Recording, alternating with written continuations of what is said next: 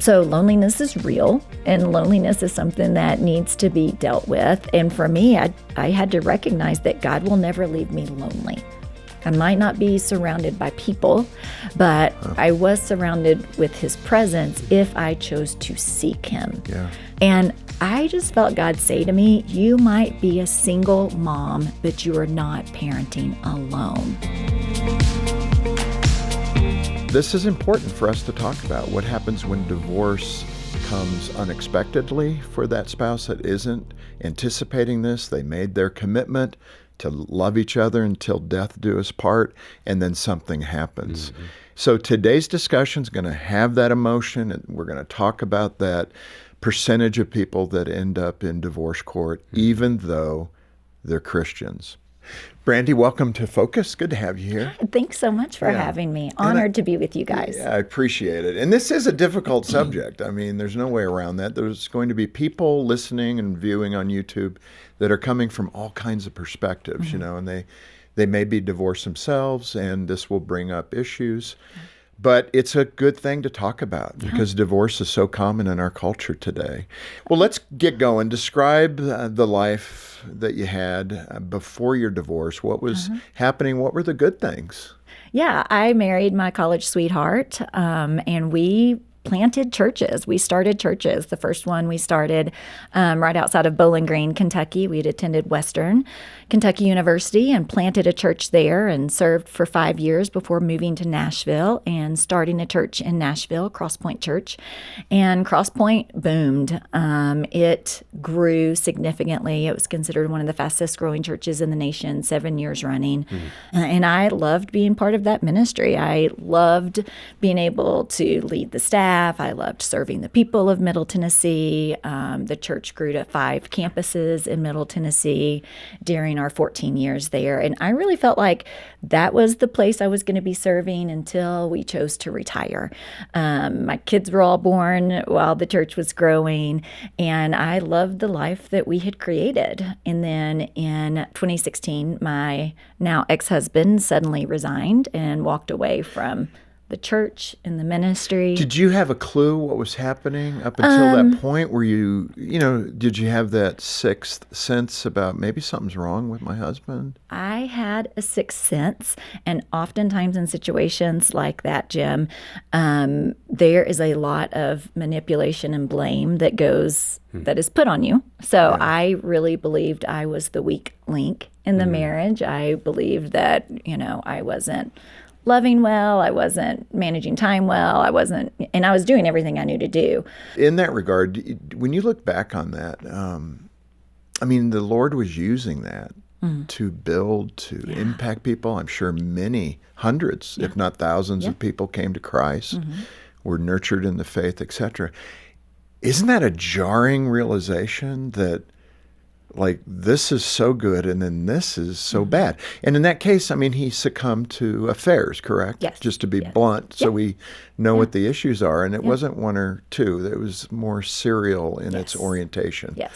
And, so it, unfortunately, it preyed on a weakness, obviously, that he had. But describe that reconciliation, if you ever thought in those terms, okay, Lord, you accomplished a lot through this, but man, I'm crushed.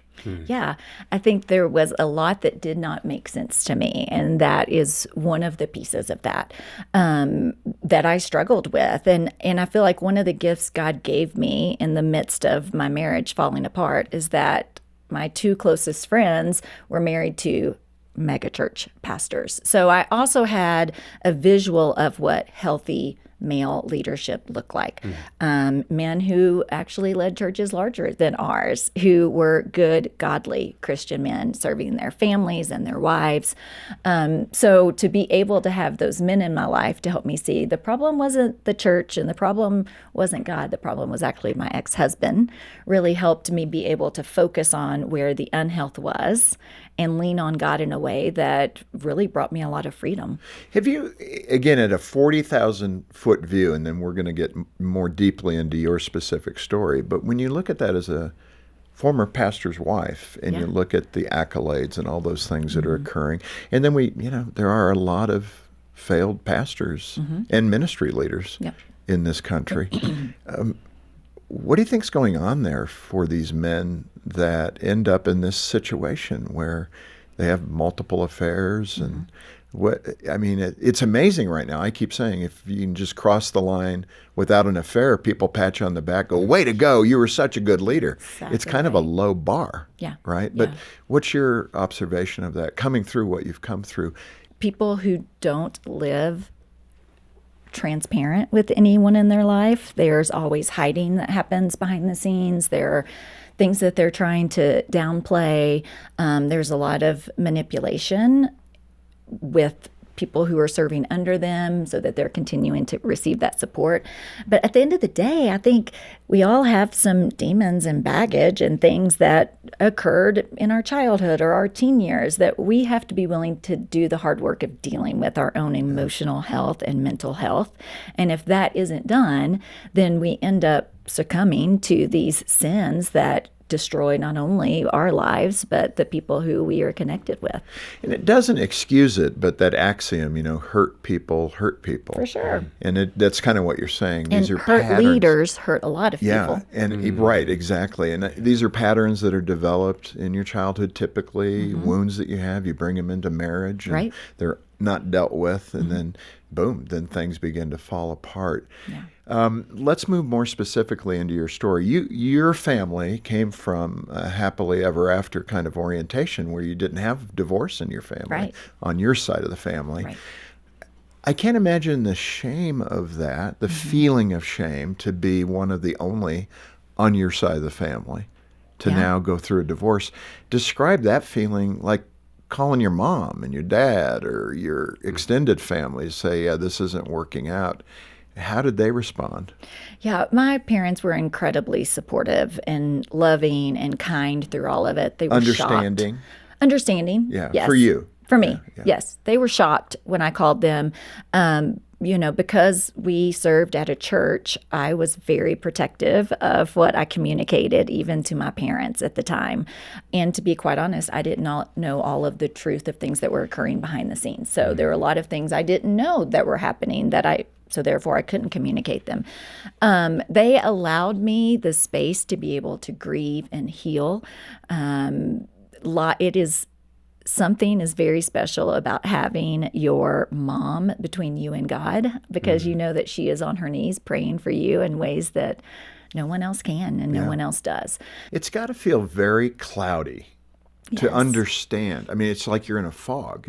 You describe begging God to restore your marriage. I did. Did you question, like, where are you, God? For sure. I questioned, where are you, God? I remember laying face down in my bedroom floor and just begging God to, we were going into a counseling session, and it's when things were really bad, and just praying like, I need some hope. We start these desperate prayers, Jim, in situations like that. And I'm like, I've spent my life serving you. I've gone over and above. I've done everything you asked. Please restore my marriage. And there was a point for me where it became very clear that restoration was possible in my life. Maybe not for my marriage, but for me. Was that a point in your walk toward divorce? Did you realize at a point that it's okay, it's done? Did you give up hope? I gave up hope on the marriage and my ex-husband changing, but not on what God was going to do in my life. And you could differentiate between those two things. Yes. Did it take time to be able to differentiate? I felt like when God gave truth, it happened very quickly for me. It was during a joint counseling session, the next to last one we had, and I really felt like it was a gift of God. My ex-husband came in with a journal, and he started at the beginning of our marriage, and he went through every infidelity that had occurred. I did not know about all of those. And in that moment, I knew that this was not a mistake. This was a pattern of behavior, and he was not willing to do what needed to happen to change that pattern of behavior. And I can look back and say, God healed my heart very quickly in regards to my marriage. I grieved a lot of the loss of the future of my family and what I thought retirement would look like, and the empty nest and grandkids. So there was a lot of grief tied to it. But I really recovered from the loss of my husband quicker than I even did the loss of the church. I grieved the loss of the church for a really long time. Oh, that's interesting. Because I loved what God had given me the opportunity to do and how I had served. Mm-hmm. This is Focus on the Family with Jim Daly, and our guest today is Brandi Wilson, and she's captured her story and insights into a book called Better Than Okay, Finding Hope and Healing After Your Marriage Ends. Now, if you find value in this content, subscribe by clicking below. It'll be a big help to us. And Brandi, you mentioned earlier that your husband's voice in your head was one of "you're not enough." Mm-hmm. And how did you discern God's voice in the midst of this, and why is that so important? Yeah, I think there are lots of lies that we're told that impact us from early in our lives to current. And I was actually in a coaching session with an executive coach and talking about the coaching business I myself have and doing the business side of things and just the fear of, am I going to be able to take care of myself and my kids? And what does this look like financially? And what if I can't do it? And he stopped me and he said, whose voice is telling you those things? And I had to have some self-reflection of whose voice is that I hear in my head. And he challenged me to replace the voice that I was hearing of my ex-husband and all the things that I didn't think I could do or didn't believe in myself or that I was worthy of, and to replace it with the voice of God. So it just became a mantra, stop, think, and pray when that happened of I would hear the negativity in my head. I would stop, identify it. I would think through what the truth of God was and then pray that it would be replaced. The voice of God would replace the voice of my ex-husband in my head. And because, our brain is very, very smart and it's very capable of running the same message over unless we intentionally decide to change that. So we can change those neural pathways in our brain if we're intentional to do it. So being able to lean on God and remember who I was and how he had uniquely created me and the abundant life that he was providing brought me a lot of hope when those negative thoughts would creep in. Yeah. How much time? Has it been 7 years? It's been 8 years. 8 years now. So just to years. give context to the listener, the viewer, how would you describe the lessening of the intensity with your relationship with the husband? Like building a wall? Is it cutting that off? Is it all of it? And is there any aspect of that that's healthy or unhealthy? I mean, it's survival. Right. It is survival. So just if you can articulate that, I'm just really curious about I think survival in that moment. For me, now I walk through all of this with a trusted Christian therapist. So I had someone who was an expert in doing emotional work, cognitive behavioral therapy, all of that kind of stuff. Now, one of the things I think is important is for me, I had to recognize that the marriage had not been a healthy marriage for a long time. So for me to be able, hindsight is 20/20. We've all heard that. To be able to look back and see that there was a lot of dysfunction, there was a lot of infidelity, there was a lot of lies, there were a lot of manipulation that happened, there was a lot of deception and hiding. That allowed me to stop romanticizing what the 20 years had that's good. been presented to the public because we were in a leadership role, and to actually look at the truth of the relationship. So in being able to look back and realize, like, I was lonelier in my marriage than I am now as a single person was a huge awakening for me. So I think to be able to recognize what was the truth, what was the reality of the relationship. It wasn't as perfect as it looked like it was. There was a lot of pretending that happened. I think there are many marriages that feel lonely. What advice do you have for that couple so they don't end up making a bad decision of infidelity or something else? How do you guide a friend in that direction to say, okay, if there's not that big no-no, then here's some things you can do to improve your marriage so you don't fall into that? Yeah, I'm a huge fan of marriage, Jim. I'm a huge fan. Just because my marriage ended does not mean that I don't believe in it. You may be more of a fan because of it. Yes. Yeah, I mean, seriously, I understand that. I believe I will be married again and get to experience a healthy, happy marriage. So I would encourage those people who were struggling in their marriage to find a therapist to be able to work through, to deal with some of the communication patterns and the habits that they've gotten into that aren't healthy for their marriage, and to do the work. If you've got somebody who's willing to stay in it with you, to spend the Yeah. time and the work to figure out why is this not working and what can each of us do to be better partners to one another. Yeah, which is so good. And that's Hope Restored. I mean, we have this intensive program for 4 Yes. days. People can come, and it's got a post 2-year 80% success rate. And some great. people have signed divorce papers. So it's really, Yeah. I think it's one of the best things happening in marriage. And certainly people that need that kind of attention, call us Get in and touch. get in touch with us online or what have you. And we can start that process for you. Let me ask you, again, continuing in the journey here. So now you have the 3 young men, Yes. and they were 8 years younger, so they were in their teen years and maybe 11, 12 at the time.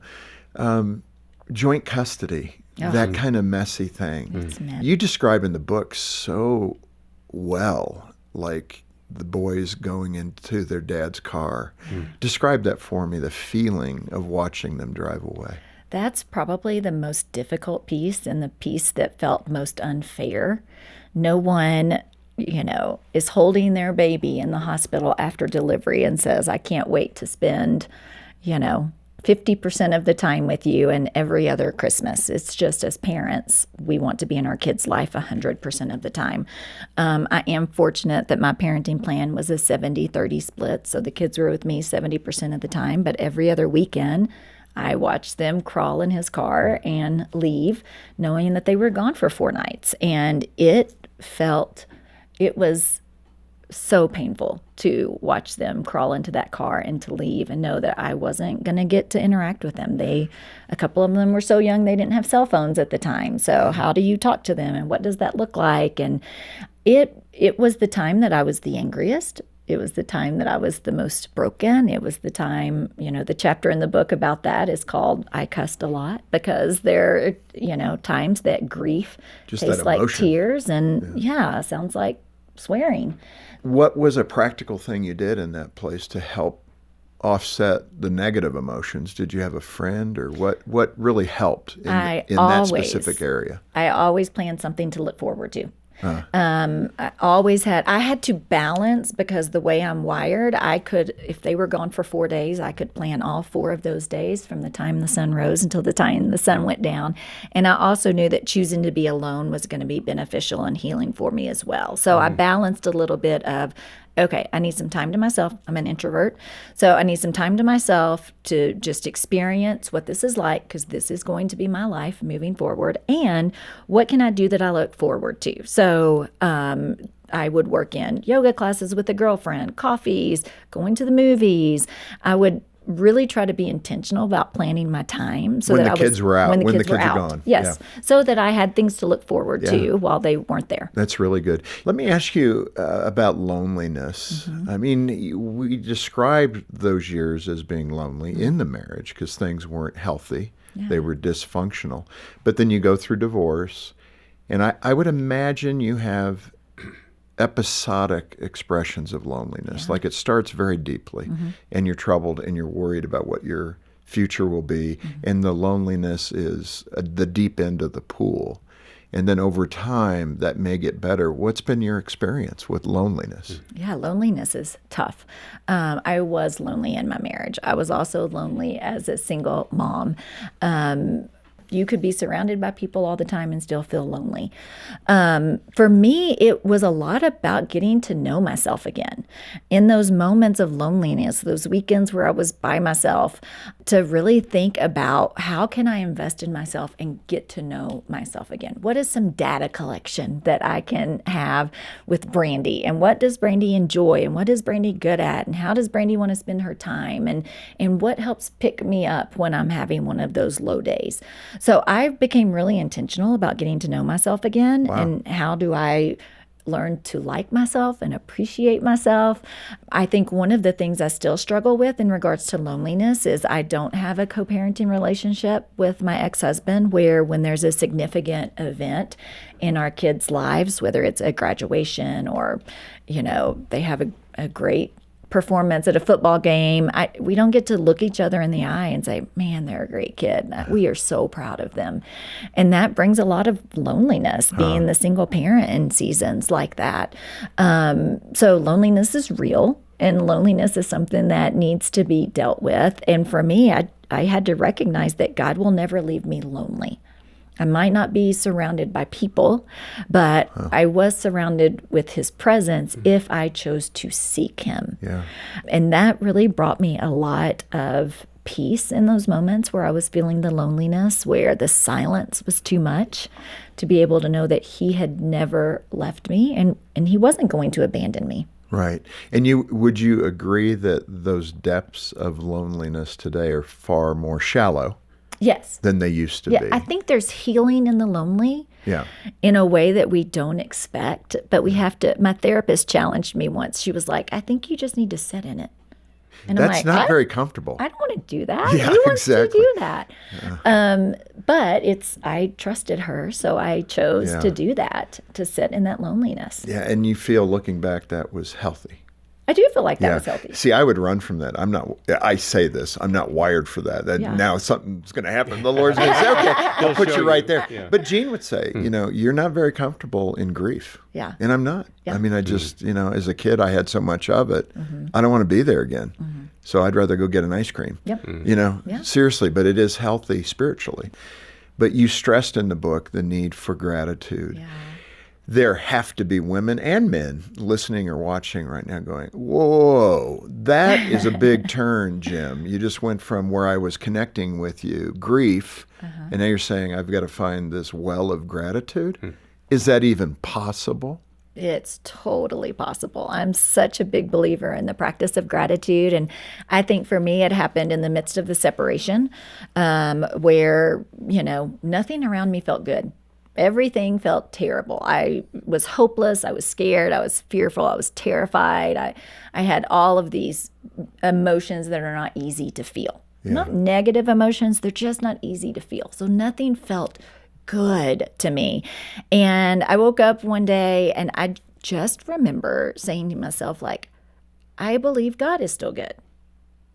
And if God is still good, how can I look for goodness around me? How can I look for God's goodness in my everyday life? So that day I committed to writing down 4 to 5 things in my life that day that had pointed to the goodness of God. And they were not big things. They were not huge, everything falling into place the way I wanted it. Sometimes it was ice cream on the porch with my kids, or it was getting to go on a walk with a girlfriend, or, it was one day it was, I got a new hair dryer. And it wasn't, even though hair dryers are very significant to women, Yes. it wasn't the fact that I had gotten a hair dryer that was significant. It was the word new. There would be new things to come in my life. Gratitude is not something you just wake up feeling. It's something you have to choose. It's an attitude. It is an attitude. And there are so many things you cannot control in the course of a divorce and life falling apart, but you can control your attitude. So to be intentional about looking for the goodness of God in your life really helps shift that perspective to where you're able to see God in a way that a lot of other people can't in the midst of your suffering. Allow me to interrupt for a moment to say how much I appreciate you watching. If you find value in this content, please subscribe by clicking below. It'll be a big help. Let me ask you about friends in this moment, because everybody has a perspective on your marriage. And I'm sure in your position as the pastor's wife, people are coming at you with, you're too sad, you're too happy, you're too whatever. But did you experience that? Like everybody's an expert in parenting and advertising. Yes. And I would say at the moment of the breakup of marriage, did you encounter people that were giving you advice? Or telling you, hey, don't be so light-handed about this, be heavy-hearted about it? It's almost like they need something from you to comfort them about your divorce. Yeah, I think people love to give their opinion on what you should be doing or should not be doing in times like that. And it's one of the reasons I felt it was very important for me to kind of shrink my life down to where I talked to 3 friends on a regular basis and my therapist. And these were 3 friends who I trusted, who had walked through life with me, who knew what was going on. There was longevity of friendship there. And then my therapist I'd been with for a while. And I really took some time to figure out what I myself needed to do. That was a very important question for me to start to answer, is what do I need? I had spent a lot of time taking care of the needs of my ex-husband and my children as I should as a mom, but in the midst, I had kind of gotten lost to what I myself needed. Yeah. So that became a super point of growth for me. To just reflect on what do I need. Yeah. And if I allowed all of those voices to speak into it, it brought confusion.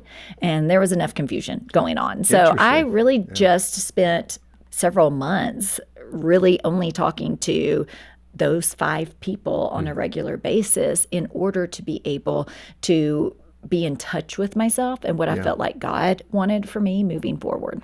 In coaching women, which you do. Yes. When you have that woman, maybe in a similar circumstance, do you give her perspective on that? How do you deal with a friend that's giving you way too much information? Yeah. Do you engage it and say, Betty, I appreciate this, but this isn't really helpful to me right now? We work on responses just like you're talking about, to have a memorized 2 or 3 sentence response when people ask what you're going to say. Just because it takes off the pressure, you don't have to think on the spot. It allows you to be able to communicate with honesty and also be direct, and give an answer that is respectful without airing too much dirty laundry. So we work on, let's come up with 2 or 3 sentences that you can memorize and you can give in situations like that, so you're not caught off guard. That's really good. Do you have one that starts with "bless your heart"? Just being from the South, of course. Well, bless your heart. No, I mean, it's funny, but it's true. Let's speak to the boys. Yes. This is your experience, and this is their experience. That idea of the agony of divorce, how did your boys, again, give us their age back when this was happening? Because moms and dads are going to connect with this. My heart goes out to any child that has parents going through this. But how did they respond? And did you do anything to alleviate guilt that they might have felt that somehow they can, kids do this. Yeah. How did I contribute to this? Yeah. My kids at the time of separation would have been 9, 11, and 14. Critical years. Yeah, critical years. So 2 in elementary school, 1 in middle school. And they were devastated. It happened very quickly. Now, my ex-husband and I had done an in-house separation. So by the time he resigned, we'd been living separately in the same house for over 6 months. So, my kids were aware and we had communicated that something was going on. But one of my sons told his therapist that he didn't know what happened because mom and dad got along and then dad got a toothache and now we were getting divorced. So that's how he processed. That's how he processed. Dad said he was sleeping in the basement because he had a toothache and couldn't sleep in the same bed with mom anymore. So that's how he processed what was going on. Dad got a toothache and now they're getting divorced. What I ended up finding out on the back end was my 2 older children had actually seen a lot of communication on my ex-husband's phone that very clearly communicated what was going on. So they had more information than I actually had at the time, and seeing these text messages that kids should not have seen. So I think some of those pieces help take off that responsibility of what did we do and why is this happening to mom and dad. I'm also a big proponent of giving your kids age-appropriate truth. We're never going to ask a 4-year-old to carry a 50-pound suitcase, but we can give a 4-year-old an appropriately sized backpack. And then as they grow, they can carry more. And the same is true with giving your kids age-appropriate truth. If kids aren't given age-appropriate truth, they're like us, and they create stories in their head. And those stories usually blame themselves. So that's why I think it's really important. And I think that clarity is so good. I remember when my mom was dying of cancer, it was the weirdest thing because they didn't want to tell me, the 9-year-old. And so you're kind of putting pieces together as a child, but there's something that's going on, and you can tell. And I'm a big proponent of age-appropriate disclosure to children. And I think we do more harm. I mean, every time your son goes to the dentist now, he's probably going to have this PTSD thing. It's weird how that stuff connects. We've referenced a bit about being engaged with a counselor, and I just need to make that connection and for you to talk about that spiritual link to good Christian biblical counseling. That's what we're talking about, not some strange thing. And just speak to that benefit for you to have that counselor, both for you and for your boys. Yeah, it was so beneficial to have someone who was not living in the day-to-day of the trauma and tragedy that we were experiencing to help us see the situation clearly. I feel like that's lots of times what a good, solid, biblically based Christian counselor brings is they bring a perspective that you aren't allowed to see or aren't able to see in the midst of that trauma. So I did a weekly therapy session with my therapist. I continued with her for 8 years almost. And then she moved and recently started with someone else. But I believe, having a therapist for you, having a therapist for your kids is super important to help them process, to help them navigate. The therapy center that we used in Nashville, lots of time therapy for my kids would look like shooting hoops with the therapist in the backyard, or it's art and it's, integrated into what they are typically enjoying doing, sports and art and creating things. So to be able to find those people who are biblically based to help you as you navigate your kids through the grief and trauma they're experiencing. In that context, the battle, I would imagine, I haven't been through something like this, but I would imagine the battle of biting your tongue and making sure you're not dishonoring your ex-spouse is tough because you could justify things like, I want the record to be straight. I want my kids to know exactly the truth, or even in age-appropriate ways that could end up tipping bitterness and resentment toward your ex, where your kids they can't carry that baggage. Yes. How did you manage that with your young men, your boys, to make sure that you, it feels odd, but to not disparage your ex-husband in that divorce process? Yeah, you're right. I think it is something that every parent needs to work hard on, to not say negative things about the other partner, the other parent. Our kids view themselves as half mom and half dad. So if you're talking negatively about dad, the kid automatically feels that reflection and that negativity projected onto them. So I think it's important to be able to stay above board in what you're saying. And that's not easy, because there are situations where the truth is not told or truth is twisted.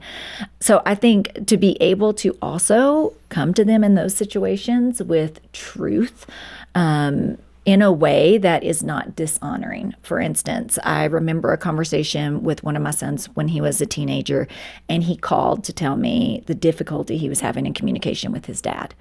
And I was allowed to affirm what is going on in his life. I didn't want him to be the type of adult I was when I got divorced, that I didn't trust myself, I didn't trust my experience, I didn't trust my intuition. So I was able to affirm, sometimes communication with your dad is really difficult. I understand that because that's what it was like being married to him, and I'm sorry. Give him some tools, maybe try this, this, and this. But to be able to affirm what their experience is so they trust themselves in a way that isn't dishonoring can happen. It actually helps them to be able to move into the relationship they have with that other parent in a healthy way, because they're able to see the situation clearly. And that's so good to help that child understand that he or she is seeing things accurately. I think for me, that was a big dose of confidence for me, because in the end, as I moved through all of that, I could see that my assessments were accurate at 9, 10, 11. And that gave me great confidence about how I read the world, how I view the world, how I process relationships. It's not 100%, let me tell you, but you start to develop that confidence as a child. And it's so good as a mom to say, no, you're seeing that accurately. Yes. But here's how we got to move ahead. Right. You mentioned Joshua 3 and how that really helped you scripturally. What was Joshua 3 about, and how did it help you? Yeah, it was during my separation when I was battling a lot of fear, and I sat down to have my quiet time that morning, and I was reading in Joshua 3, and that's when the Israelites have been brought to the edge of the Jordan River, which is at flood stage, and the Promised Land is on the other side of the Jordan, and they have been wandering in the wilderness for 40 years, and I had read this story over and over. I'd probably done it on a flannel board in Sunday school when I was a kid. But I saw it differently this time because when I read that story, what had happened was the Ark of the Covenant, the priests were carrying the Ark of the Covenant, and they got to the edge of the Jordan. And the Bible says that when the priest put his first foot into the river, the Jordan piled up in a heap upstream. So the priests carried the Ark of the Covenant to the middle of the Jordan. They stood on dry ground while all of Israel passed through to the promised land. And I think when I compared that story to where I was in my parenting, one of the things I was most terrified by was spiritually leading my kids. So when I correlate it to that story in my head, I had to lead my kids through the wilderness. I had to have enough faith to take that first step into the Jordan. I had to then stand on dry ground in the center while all of my kids passed through into the promises that God had for their lives. And I was overwhelmed from feeling like I had to do it all. And I was having this moment with God of, I don't think I can do it.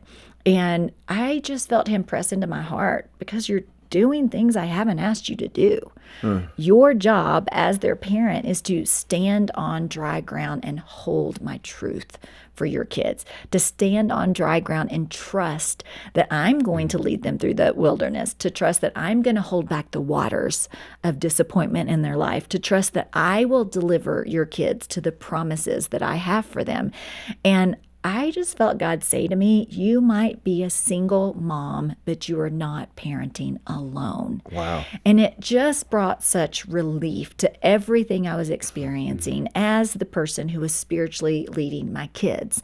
So yeah, that was a moment where I had the clarity of, this is tough and you're carrying a weight, but you are not parenting alone. God loves your kids more than you do.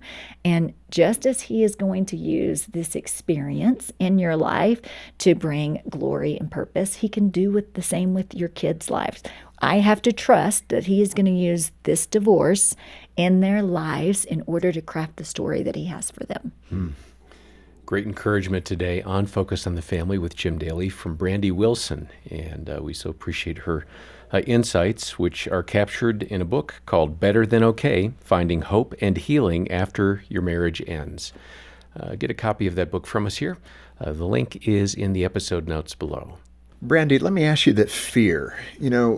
Intact families, moms can be very fearful, fearful of what their kids are becoming or not becoming. And so just with the mom's heart in general, how did you beat back those feelings of fear, what would happen to your sons without, the normal presence of a father, kind of a normal marriage for them to be able to watch? Yeah. How did you beat back those fears? Yeah, that was a tough one, because you do wonder what kind of scars are going to be left on their hearts that are going to impact their relationships in the teenage years and as an adult. And I think for me, I did have a voice in my life, a pastor and his wife who I'm good friends with in Austin. And he, as a child around the age of 9, experienced the divorce of his parents. His dad was super involved in the church, and it was a scandal. And he and I had a lot of mutual friends. And during the course of the divorce, there were 3 significant times where I crossed paths with mutual friends, and they would look at me and they would say, "Hey, I saw Mac last week, and he said to tell you the boys are going to be okay." And I would be like, "Okay, no, he wants you to know the boys are going to be okay." And it felt like such a significant message of, you have to trust that God has your kids. And we do, as moms, worry about everything. Yeah. And to get that, affirmation from a man who had walked through something very similar at very similar ages, who's now serving God in the church, was just a reminder that God can use those stories. And I think for me, I recognize there's a lot of things I can't control in this situation, but I can control that I'm not going to give in to the spirit of fear. Because when I give in to fear, then I build these walls of protection around me rather than trusting God to protect us and to carry our stories and to go ahead of us when we're in those situations that are tough in order to prepare the next steps in our journey. Were there men around you or in the church that were able to speak into your sons' lives as well? Did you ever find that kind of connection with anybody? Yeah, our next door neighbor at the time of the divorce was also a pastor. He pastored another church in Nashville, my kids adore him. And he became super significant, and he was outside in the front yard playing football with my kids on a regular basis once Dad moved out. My oldest son was good friends with one of his sons, and he traveled with them. And when we stepped back into church again, we actually went to his church. It was smaller than our church, but it felt safe because we knew he and his wife and his family. So that is the first place that we attended when we had left Cross Point. And I'll never forget leaving that Sunday. My middle son would have been around 11 or 12, and we got in the car and we're driving to lunch, and he says, "You know what I like about Pastor John?" I said, "What?" And he said, "He's the same person in our front yard playing football as he is on stage." And I said, "You are so insightful. I am so happy you see that." Yep, that Pastor John is the same in our front yard as he is on stage. And that was a big moment for my kid to verbalize that they saw the difference in what they had experienced with their dad and what we had experienced with the pastor next door. Yeah, that's so good. That's one of the compliments I get from my sons. I love it. Is it really? Dad, you're the same no matter if you're at Focus or here at home. And that's a good way for all of us to be, right? Be who you are. Be consistent. And be consistent, even if it needs work. Yes. That's for sure. You talk about the importance, with women particularly, to have a good network. Build on that a little bit for that woman that's listening that may be in that spot right now. But she's alone. She doesn't have the network. How do you recognize that? Then how do you develop it? Yeah, it's one of the first questions that I ask when I start working with a new client in coaching is, tell me what your support system looks like, because it is that valuable to have people around you who can lift you up and remind you of whose you are when it comes to situations like this. As far as building it, you have to work to build that. It's not like I went through this divorce and my support system just showed up. I had spent years doing life with these people and walking through lots of ups and downs. So you have to be one who's willing to engage and to reach out to people. I think lots of times isolation feels safe because when we're walking through something dark, there are questions we don't have answers to, and there are next steps that we aren't aware of what's going to happen. So to be able to choose transparency and choose vulnerability in the midst of walking through hard times is going to be super important. So you have to be willing to reach out and engage and find those people who you want to do life with, you want to support, and that will also support you when things aren't going easily. Let's go to the title, Better Than Okay. It kind of sounds like, you can really be better than okay? And is it okay to be better than okay as a Christian after divorce? Yes, really? Absolutely. Yes. I actually ended up with that title because when I was working with my editor and we were talking about conversations I have with women who are walking through divorce, one of the first questions they ask is, will I be okay? I personally have gotten to a point where I answer authentically by saying, you're going to be better than okay. And that's the truth. I think, in Christian circles, the phrase is used a lot. It's okay to not be okay. And that's true as well. There are going to be times in our lives where we're not going to be okay. We're not going to feel okay. And there are going to be seasons in our life where, we are better than okay because we have clung to the hope that God provides us in those times of suffering. We have allowed Him to transform our life and to make us into a new creation where we can walk a different path for our future. Well, and the simple truth, it's okay. Don't feel guilty for feeling okay and better. Right. But some women would, right? Yes. Yes, they I feel would. Guilty feeling healthy. Yeah. I shouldn't. Right. Isaiah 61, let's end here. This is great. You just are so good at inculcating Scripture into all of this, bringing Scripture into the whole season. So Isaiah 61, right at the end here. Why did that Scripture speak to your heart? Yeah, I think it speaks to the prosperity that God has for our life in a way that, prosperity is not usually Right. referred to. It's not the but- Rolls Royce. Right. No, it is the fact that God does have a life of abundance for you when you walk with Him. I think, when we talk about healing from something like divorce or death or, any significant trauma or tragedy in our life, it is often easy to be able to neglect the impact that has had and move forward without doing that healing work. And the reality is, could God do healing work in our life without us? Yeah, He totally could. He's God. But He desires to do that healing work, that transformation with us. God wants to partner with us. He wants every day for us to join hands in that healing that we're doing. And I think that's the prosperity of our lives, to be able to walk hand in hand with God every day as that healing is happening, so that we do feel closer to Him in the midst of our suffering and our trials than we might on those days where we're feeling better than okay. Yeah. He wants our willingness, Yes. right? Yes. He wants our will to be part of that healing process. Brandi, this has been so good. Thank you so much again for that vulnerability and being open with this. It takes time to be able to get to this place, and then writing a book, Better Than Okay, Finding Hope and Healing After Your Marriage Ends. That had to be a journey, just writing this. Yes, and it was. compiling Yeah. it. But Yeah, again, was it's great. here for people who are hurting. And if that's where you're at, or maybe you have some friends you're going, wow, they need to see this, read this, get a hold of us. If you can make a gift of any amount monthly or a one-time gift, we'll send it as our way of saying thank you for helping other marriages, because we don't pay shareholders. All that goes back into ministry, right?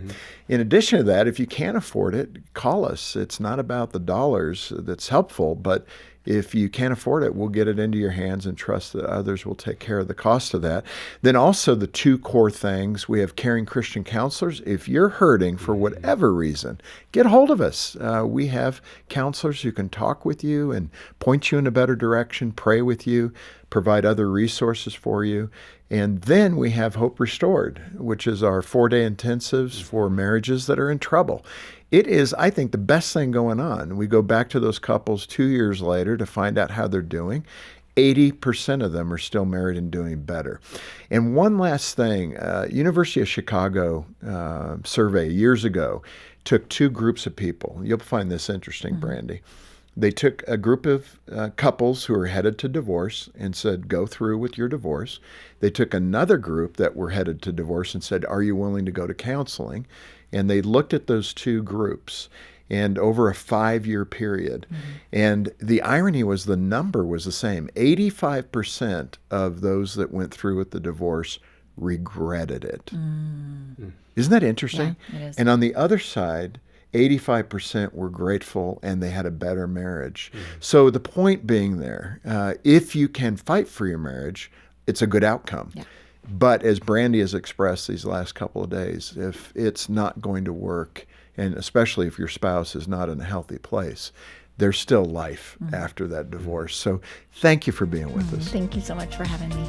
Yeah, and to access any of the resources that we have to help you at whatever point you're at, get a hold of us when you click the links in the description below, or call 800, the letter A, and the word family. And on behalf of the entire team, thanks for joining us today for Focus on the Family with Jim Daly. I'm John Fuller, inviting you back as we once again help you and your family thrive in Christ.